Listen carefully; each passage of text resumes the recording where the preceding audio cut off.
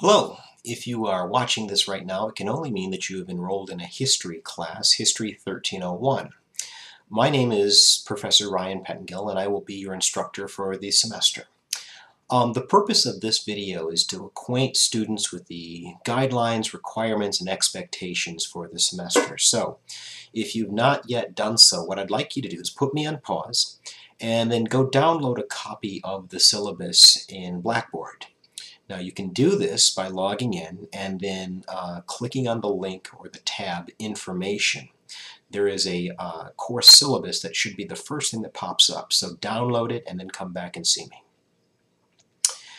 Okay, what I'm going to do is go through the guidelines, requirements, and expectations by toggling back and forth between the syllabus and how Blackboard works. You'll see that the two are linked in a lot of different ways, but let's start out with the syllabus. What you're going to see at the top of that is the ways that you get a hold of me, and this is going to be absolutely key for an online course like this. So the best way that you can get a hold of me is by emailing me at the address listed at the top of the syllabus.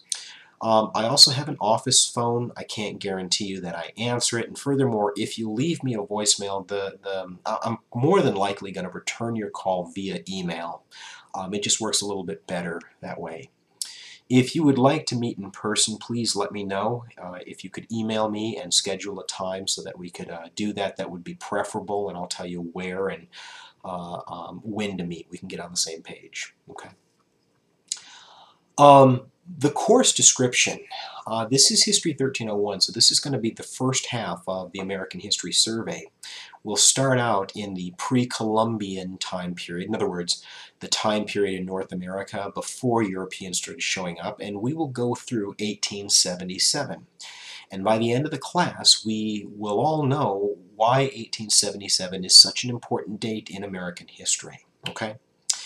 But I think that you're going to like this class because even those of you that say that you don't like history or don't find history to be interesting, I think that you're going to get a lot out of this class, primarily because I approach this class in a way that most traditional history teachers, even professors, don't.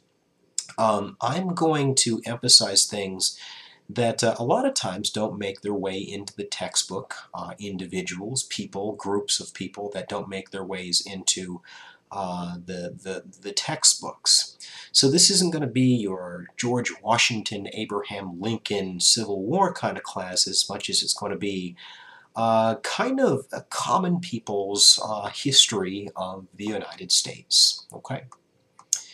What I'd like to do next is talk to you about the books that you'll need for this class. I've got good news and better news, I think, for you when it comes to the reading list. I did assign a textbook, but the textbook is expensive. There's really no other way of saying it. James Henrietta's America's History, the 7th edition, is going to be sort of our outline for the semester. Now, even though it says required, I'm leaning more and more into calling this optional, and kind of what I'm doing right now is saying that this is an option for you. In an online class, it's a very good thing to have an actual concrete textbook that you can refer to day in and day out. It's not going to leave you, it's not going to crash, that kind of thing.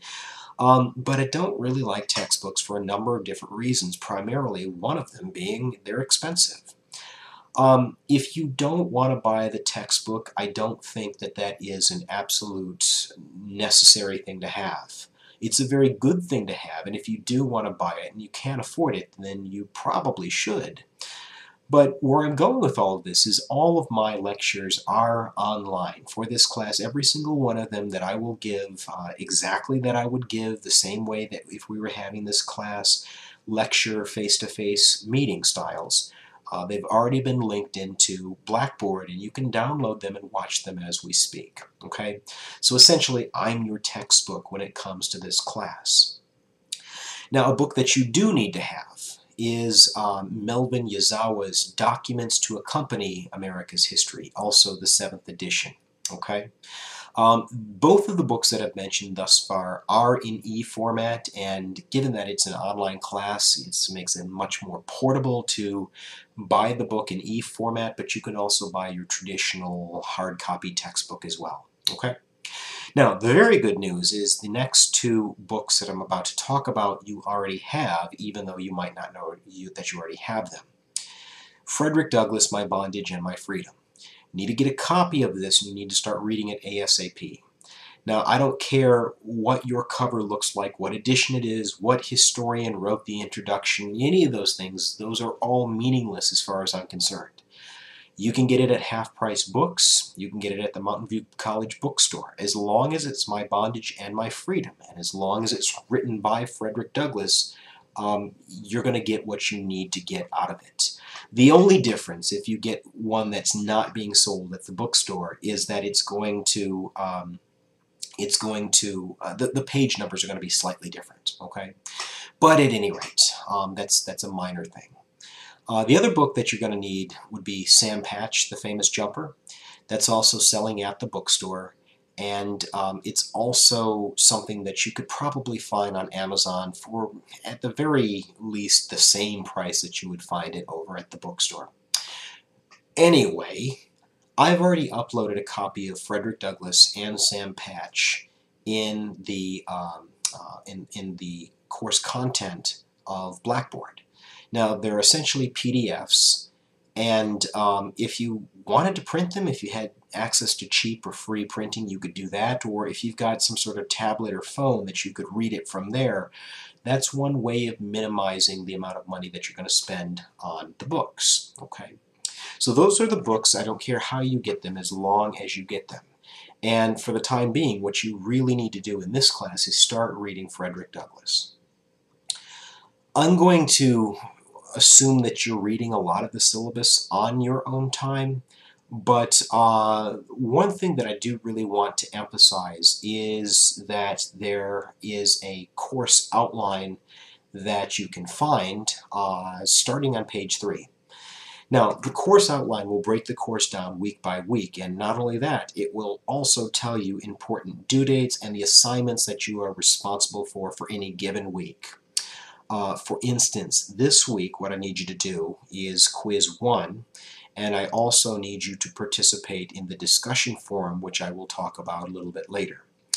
They will also tell you what you should do when it comes to what chapters you should read, what books you should read, whether Frederick Douglass or Sam Patch or whatever the case may be. The course outline is going to be very, very important for your doing well in the class, because it's going to point out what's due and the date that it is due. Okay. If you continue to scroll down toward the bottom of the course outline, beginning on page 7, you're going to see an evaluations procedure. Essentially, this is how you get the grade that you want in this class. And the thing that I always tell everybody at the beginning of the semester is this class is essentially as accessible or as miserable as you want to make it. There are ways that you can really maximize your performance without really having to shell out a whole extra amount of effort in doing so. And one of the things that you can do to that end is participate in the discussion forum. Okay, so if you're following along with me on page 7, I'm talking about number 1. Participation is what we call the discussion forum. Now, if I were to have you in a lecture-style class, I would pose questions and I would have you comment on those questions, and I would take your classmates' opinions and I'd ask other people, is this really what you think? Do you disagree? Do you agree? And if so, why? Obviously, I can't do that, so the next best thing would be the discussion forum on Blackboard. Now, if you go back over to Blackboard, I want to point out exactly what I'm talking about here. Look on the left-hand side of the page, and you'll see a tab called Discussions. Click it. If you click the Discussions tab, what you're going to find is discussion forums 1 through 15. Each week, and just so we're clear on this, our weeks end on Friday at 11:59 p.m. Each week you're going to be responsible for doing one of these, okay? And so what you're going to do is you're going to log into eCampus, and you're going to, for example, this week you're going to click Discussion Forum 1, and then you're going to start a thread. Now, I don't grade these as if I'm grading a research paper, but it does need to be evident to me that you took the assignment seriously in the sense that you actually engaged the central question, and that it's very clear to me that you read the assignment that I asked you to read. Okay? So this is going to be 15% of your cumulative grade, and it's really not all that difficult to score a 15 out of 15. The next assignment that I'd like to talk about would be your quizzes. Now, quizzes probably is a bad way of putting these things. Essentially what these are open book kind of writing assignments. That's the way that I typically think of them. Now, what you will do to complete the quizzes in Blackboard, right underneath discussions, you're going to see a tab for quizzes. So click it, and what you're going to see are quizzes 1 through 5. You'll have 5 quizzes throughout the course of the semester, each of which are going to be worth 3 percentage points. So quiz 1, which you'll do this week, is at the top of the page. To complete it, what you're going to do is click on it, and it will take you to a page where you can upload your answer.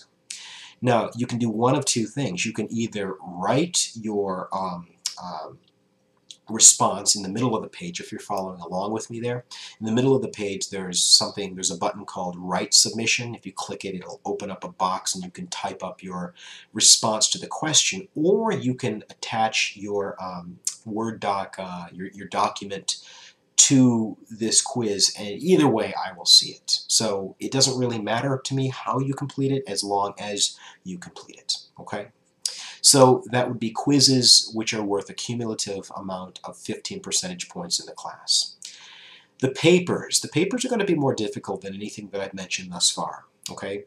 The papers are going to be worth a total of 20 percentage points. Each one of them, you'll have 2, each one of them are worth 10 percentage points. Now, I very much emphasize writing in my class. Basically, everything that we've talked about up until this point involves a fair amount of writing. That's not a coincidence, considering I consider this class to be a writing-intensive course. So at any rate, you have the question prompts for both papers 1 and 2. And if you want to see them right now, you can actually download them, and you can find out the question that I'm going to ask you.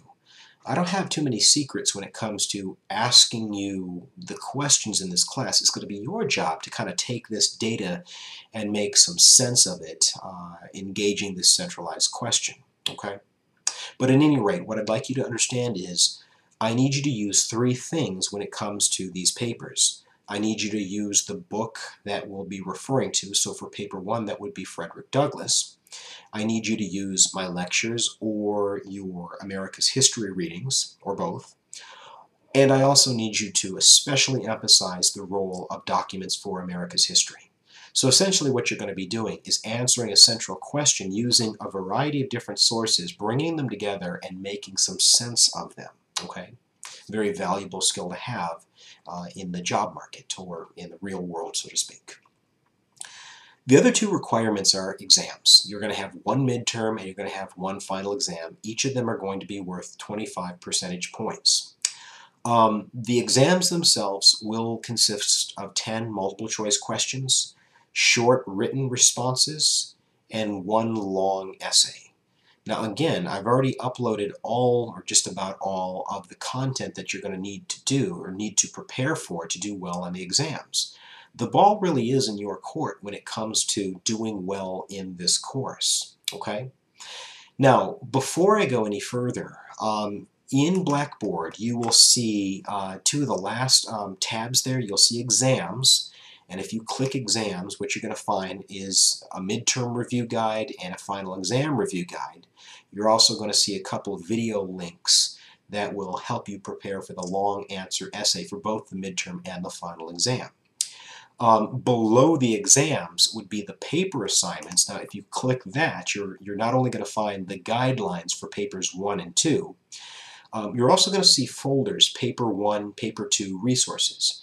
If you open up those folders, what you're going to find are video links. I believe there are 4 each. that will help you to generate ideas and what would be useful to include or maybe at least consider when it comes to writing papers 1 and papers 2.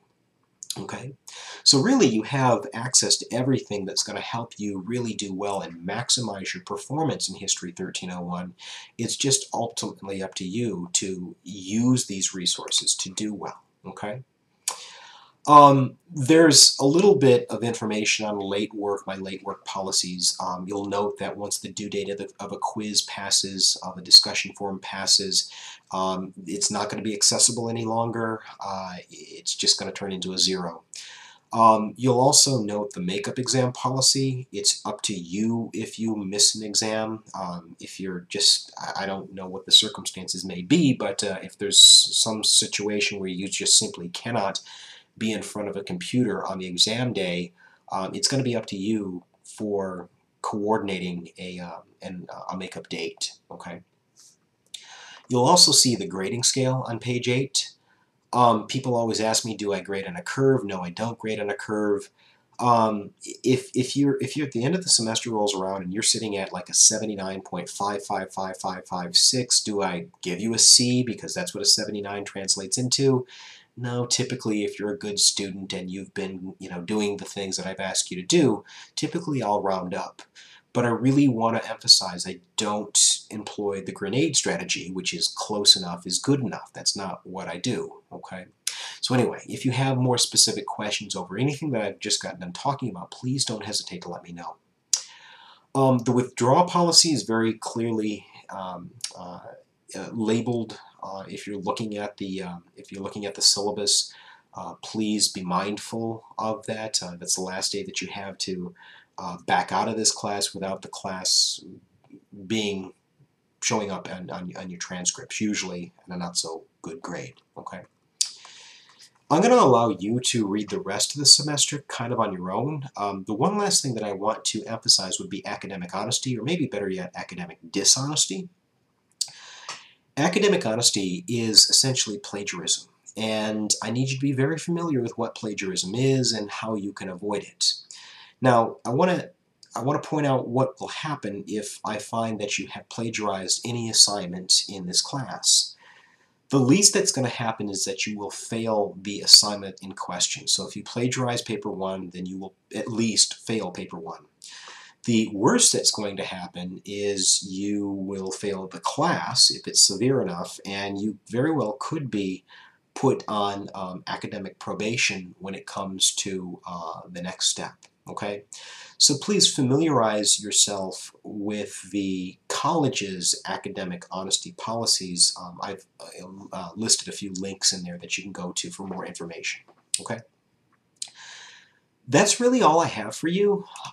If you have individual questions, again, please don't hesitate to let me know. Email is the quickest way to get a hold of me. I'm looking forward to a very productive semester with you. Looking forward to working with each and every one of you. And please, let's start the class hitting the ground running.